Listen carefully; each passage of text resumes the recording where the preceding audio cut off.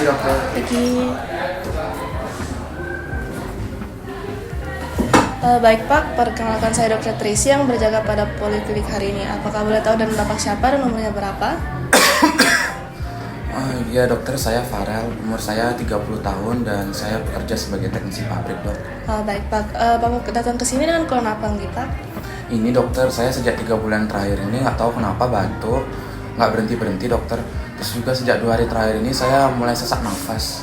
Baik Pak, berdasarkan keluhan dari Bapak, saya akan melakukan pemeriksaan anamnesis dan juga pemeriksaan fisik.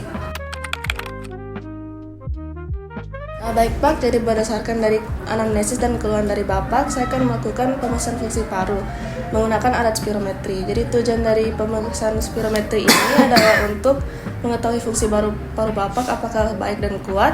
Mungkin untuk prosedurnya akan sedikit tidak nyaman karena saya akan menyuruh Bapak untuk menghirup nafas dan juga menghembuskannya sekuat-kuatnya menggunakan mouthpiece. Apakah Bapak bersedia? Bersedia dokter. Baik, kalau Bapak bersedia saya akan menyiapkan alatnya terlebih dahulu. Terima kasih. Sebelum melakukan pemeriksaan spirometri, kondisi pasien perlu dipastikan terlebih dahulu supaya dapat mengetahui apakah pasien layak atau tidak untuk dilakukan pemeriksaan spirometri. Terdapat beberapa kontraindikasi yang perlu dipastikan dan hal yang perlu dihindari sebelum melakukan pemeriksaan spirometri. Terdapat kontraindikasi absolut di mana pasien tidak boleh melakukannya apabila pasien ada riwayat infark miokard yang kurang dari 1 bulan. Terdapat kontraindikasi relatif di mana pasien tidak boleh melakukannya apabila pasien ada riwayat hemoptisis, pneumotoraks, aneurisma, serta riwayat bedah toraks, abdomen, atau mata. Terdapat juga hal yang perlu dihindari seperti mengenakan pakaian yang terlalu ketat, olahraga berat dalam 30 menit sebelumnya, merokok atau mengkonsumsi obat bronkodilator dalam 1 jam sebelumnya, makan terlalu kenyang dalam 2 jam sebelumnya, serta konsumsi alkohol dalam 4 jam sebelumnya. Hal tersebut telah dipastikan oleh dokter pada saat anamnesis dan pemeriksaan fisik tadi. Alat yang perlu disiapkan untuk pemeriksaan spirometri yaitu power supply, mouthpiece, alat spirometer utama, dan nose clip jika perlu. Pasang power supply dan mouthpiece ke bagian utama alat spirometer sehingga siap untuk dijalankan. Periksa juga ketersediaan kertas printout agar cukup untuk mencetak hasil pemeriksaan. Lakukan kalibrasi dengan syringe 3 liter dan pastikan nilai yang tercatat kurang lebih 3% dari 3 liter, yaitu sekitar 2,91 sampai 3,9 liter. Setelah alat spirometer sudah siap, masukkan data pasien meliputi jenis kelamin, umur, dan tinggi badan. Untuk melakukan pemeriksaan spirometri, pasien bisa dalam posisi duduk atau berdiri.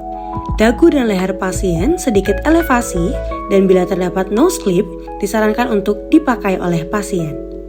Pasien memegang mouthpiece dekat mulut, lalu menarik nafas sedalam-dalamnya.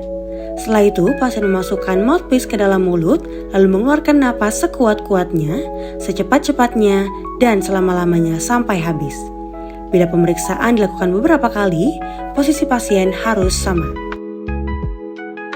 Setelah pasien melakukan forced respiratory maneuver pada spirometri, pemeriksa dapat menekan tombol print sehingga akan keluar hasil spirogram.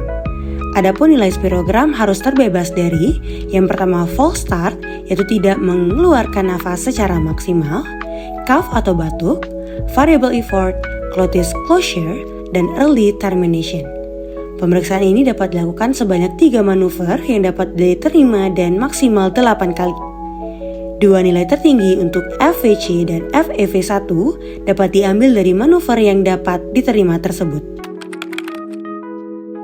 Baik Pak, berdasarkan dari hasil pemeriksaan spirometri, saya menemukan bahwa di kartasi interpretasinya itu obstruktif.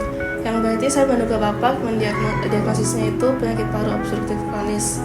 Mungkin untuk pemeriksaan lebih lanjut, saya harus merujuk Bapak ke dokter paru spesialis. Apakah dari Bapak bersedia? Bersedia dokter. Baik, apakah ada yang ingin ditanyakan lagi nih Pak? Sejauh ini tidak ada sih dok. Baik, mungkin sekian dari pemeriksaan pada hari ini. Terima kasih Pak. Terima kasih dokter.